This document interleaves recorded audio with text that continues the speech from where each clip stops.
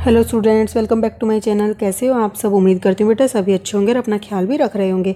तो बेटा आज हम करने जा रहे हैं अपनी वर्कशीट नंबर 36 साइंस सब्जेक्ट की है 9th क्लास के लिए। ओके, जिसमें आज हम पढ़ने वाले हैं बेटा गति के बारे में। हिंदी मीडियम के लिए, इंग्लिश मीडियम के लिए ऑलरेडी अपलोड हो चुकी है बेटा, तो आप वहाँ से चेक कर सकते हो।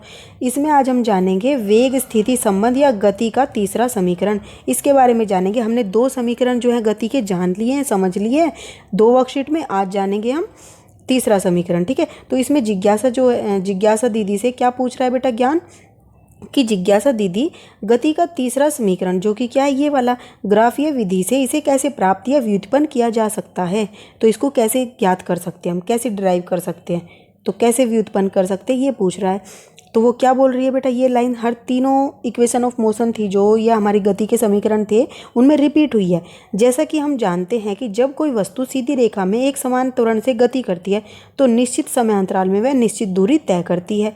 गति का तीसरा समीकरण वस्तु के प्रारंभिक वेग अंतिम वेग का संबंध स्थिति से दर्शाता है। ठीक है, तो मैंने डिटेल में समझा दिया था बेटा, ये जो लाइनें हैं इनका मीनिंग क्या है 2 बार। ठीक है, तो आज मैं थोड़ा सा बता रही हूँ। गति का जो तीसरा समीकरण है वो वस्तु के किससे रिलेटेड है बेटा, प्रारंभिक वेग से अंतिम वेग से। देखो ये प्रारंभिक वेग है, ये अंतिम वेग है, और यहाँ पर क्या है, इसका संबंध स्थिति के साथ दर्शाता है। और इसका इन दोनों का संबंध जो है स्थिति के साथ क्या है, ये दर्शाता है इसमें ये। ठीक है, इस समीकरण को वस्तु के वेग समय ग्राफ से प्राप्त या व्युत्पन्न किया जा सकता है। तो बेटा जो हमने पहले 2 गति के समीकरण जो है ज्ञात किए हैं वो भी किससे निकाले गए हैं, वेग समय ग्राफ से निकाले गए हैं। ये भी इसी से निकाला गया है। ठीक है, और इसे गति के पहले और दूसरे समीकरण में टी को विलुप्त कर भी प्राप्त किया जा सकता है।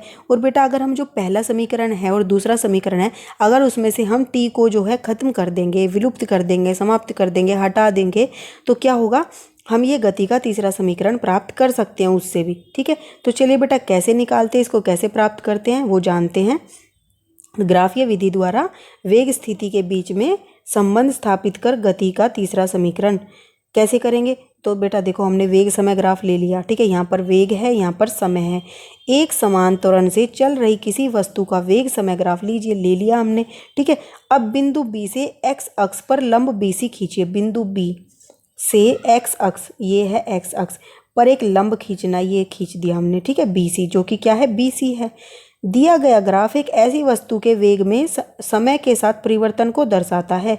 तो बेटा ये दिया गया जो ग्राफ है ये एक ऐसी वस्तु के वेग में समय के साथ परिवर्तन को दर्शाता है जो क्या है, एक समान त्वरण ए से चलती है। यानी कि जिसकी जो त्वरण है वो क्या है, ए है, एक समान है।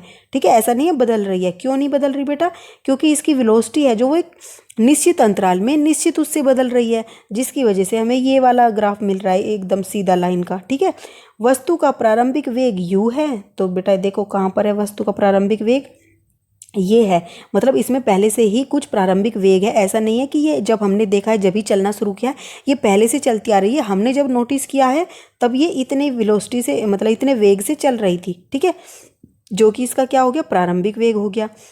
अब जो टी समय में बढ़कर v हो जाता है, और धीरे धीरे बेटा जब हमने नोटिस करना शुरू किया तो टी समय के बाद ये इतना बढ़ जाता है। ठीक है, यानी कि v बन जाता है ये।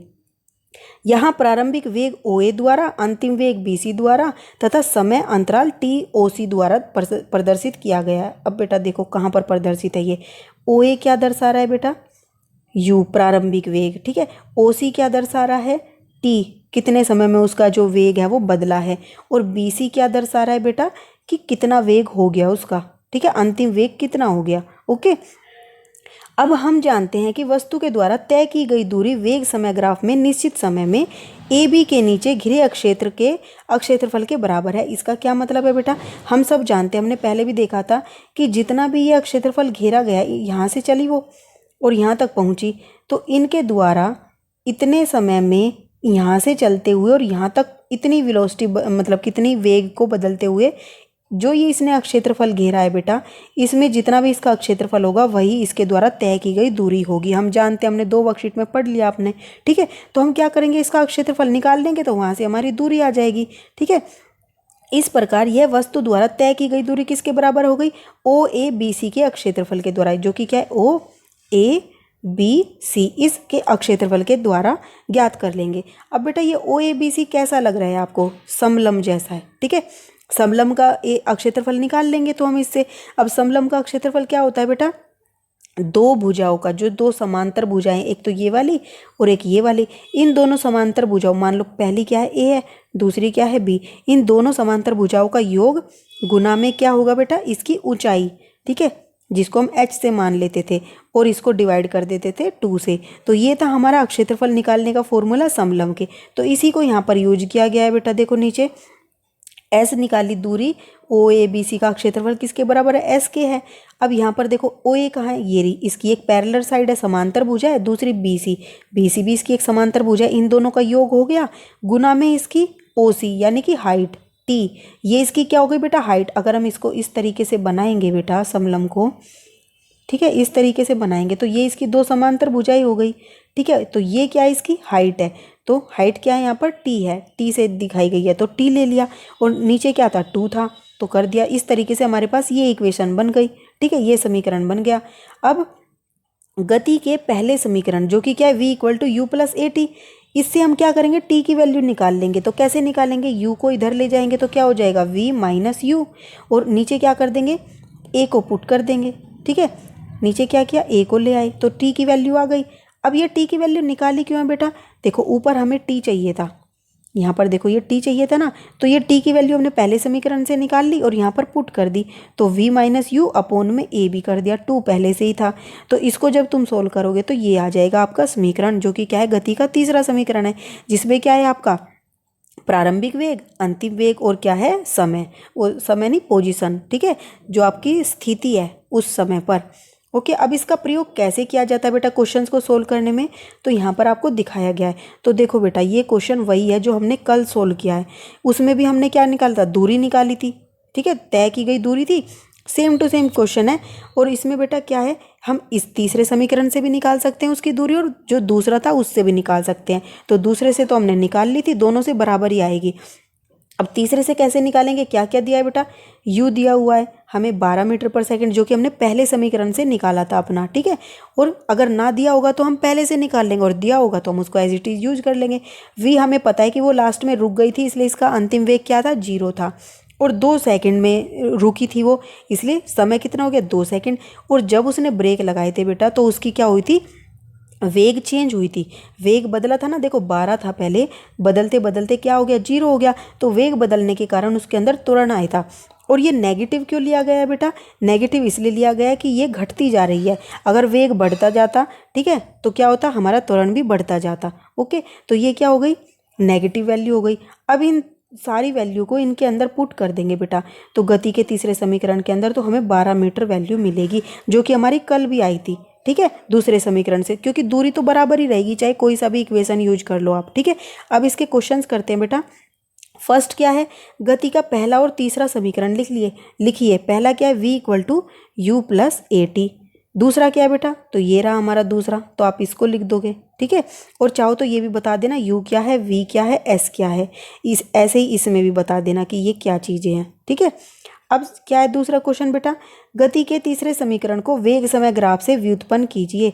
तो गति का जो तीसरा समीकरण है उसको वेग समय ग्राफ से व्युत्पन्न करो, जो हमने अभी ऊपर समझा ना बेटा, ये सारा यहाँ से लेकर ये पूरा का पूरा जो है ये ग्राफ तक, ये सारा कर देना, ठीक है। मतलब कि ये सारा आपको करना है, ग्राफ भी बनाने हैं दोनों, ये डेरिवेशन भी पूरी करनी है। ओके, अब थर्ड क्वेश्चन क्या है बेटा? एक कार विश्राम अवस्था से चलना प्रारंभ करती है। देखो बेटा, अब यहाँ पर बोला गया आपको वर्ड पकड़ने हैं। विश्राम अवस्था से चल रही है यानी कि उसकी जो प्रारंभिक वेग है u वो 0 होगा, ठीक है, क्योंकि उसने 0 से चलना शुरू किया है। अब 5 मिनट में 10 मीटर पर सेकंड का वेग प्राप्त कर लेती है। मतलब कि 5 मिनट यानी कि टी टाइम में, टी कितना है? 5 मिनट है, उसमें वो क्या कर लेती है? 10 मीटर पर सेकंड का वेग ले लेती है। इसका मतलब उसका फाइनल वेग क्या हो गया? अब 10 मीटर पर सेकंड हो गया। यदि त्वरण एक समान है, अब यदि बेटा क्या हो? त्वरण एक समान हो, यानी कि वो क्या है? एक निश्चित उससे चल रही है वेग से, तो उसमें क्या होगा? त्वरण भी एक निश्चित होगा। तो ज्ञात करो उसका त्वरण कितना है और कार द्वारा तय की गई दूरी कितनी है। तो चलिए बेटा देखिए कैसे करते हैं इसको सोल्व। तो बेटा देखो यहाँ पर अब हमें क्या दिया, हमने ये तो जान लिया कि क्या क्या चीज़ें, आप उसको लिखोगे कैसे? दिया है हमें, क्या दिया है बेटा, प्रारंभिक वेग u 0, ठीक है, जो कि हमने अभी देखा। अंतिम वेग क्या है 10 मीटर पर सेकंड। समय कितना है 5 मिनट दिया हुआ है, लेकिन देखो यहाँ पर सेकंड है और यहाँ पर मिनट दिया है, तो हम क्या करेंगे, इसको सेकंड में कन्वर्ट करेंगे। तो सेकंड में कन्वर्ट करने के लिए इसको 60 से गुना कर देंगे। क्यों कर देंगे बेटा, जब भी देखो मिनट क्या है बड़ी वैल्यू है और सेकंड क्या है छोटी है, तो छोटी को देखो, घर में भी कोई छोटा होता है तो हम उसको क्या देते हैं, ज़्यादा चीज़ें देते हैं, तो ये समझ लो हम इसको ज़्यादा दे रहे हैं, तो गुना करेंगे, तो 5 के साथ हम 60 से मल्टीप्लाई कर देंगे, क्या आ गया 300 सेकंड आ गया। ओके, अब बेटा ज्ञात क्या करना है वो लिखोगे। तो हमें त्वरण ज्ञात करना है और यहाँ पे दूरी मतलब कि लिखनी है, ज्ञात करनी है, तो ये लिख दोगे। फिर ज्ञात कैसे किया बेटा, गति के पहले समीकरण के अनुसार क्या होता है, v जो होता है u प्लस at होता है, ठीक है। तो यहाँ से बेटा a की वैल्यू निकाल लेंगे, तो पहले इसको इधर लाएंगे तो क्या होगा v माइनस यू, और उसके नीचे at है जो, देखो v माइनस यू किसके बराबर हो जाएगा, at के, क्योंकि हम u को इधर ले आए। अब इस a को नीचे, t को नीचे ले आएंगे तो क्या आ जाएगा, v minus you by T, a आ जाएगा हमारा। यहाँ पे हम वैल्यू पुट करेंगे किसकी, v u t का मान रखने पर हमें क्या मिलेगा, a जो है v की वैल्यू पुट कर दी, u 0 है, t की वैल्यू पुट कर दी। इसको सोल्व करेंगे बेटा, 10 मीटर पर सेकंड अपॉन में 300 सेकंड है, एक जीरो से एक जीरो कट गई, ठीक है। तो हमारे पास क्या हुआ 1/30, 1/1/30 आया, ऊपर मीटर था तो मीटर लिखेंगे, नीचे 2 बार सेकंड था तो 2 बार सेकंड स्क्वायर हो गया। ओके, अब ये तो हमारी आ गई बेटा त्वरण। अब हमें क्या निकालना है, एक्सेल, वो क्या नाम है, गति निकालनी है, कितनी दूरी तय की है वो निकालनी है। तो गति के तीसरे समीकरण के अनुसार हम निकाल सकते हैं, जो कि क्या होता है 2as इक्वल टू वी की स्क्वायर माइनस यू की स्क्वायर, ठीक है। अब इसमें देखो s क्या है, s की वैल्यू निकालेंगे तो ये 2a जो है नीचे चला जाएगा, v की स्क्वायर माइनस यू की स्क्वायर के नीचे 2a आ गया। अब इन सब का वैल्यू रख देंगे, इन सब का मान रखेंगे इसमें, तो हम क्या होगा, ऊपर देखो v की वैल्यू पुट कर दी, u की वैल्यू पुट कर दी, नीचे 2 था और यहाँ पर a की वैल्यू पुट कर दी। पुट करने के बाद बेटा देखो ये इसका स्क्वायर खोलेंगे तो ये क्या हो जाएगा 100 मीटर स्क्वायर अपॉन में सेकंड स्क्वायर हो जाएगा। इनटू में बेटा क्या किया है, यहाँ पर हमने कट किया था 2 से, क्या कट गया, ये 30 कट गया तो 15 बचा।